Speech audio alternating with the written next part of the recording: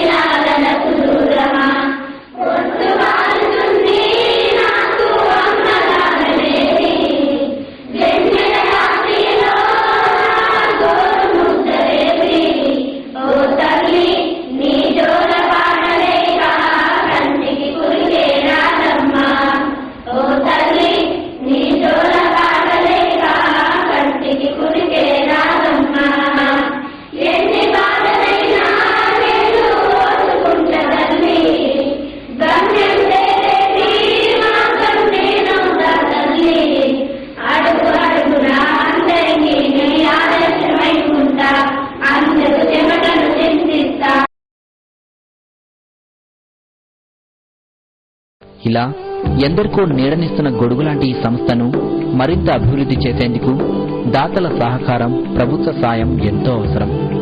నిస్వార్థంతో పనిచేస్తున్న స్వచ్ఛంద సంస్థల సేవలో తమ వంతు సాయం చేయడం ద్వారా మానవ జన్మ సార్థకం.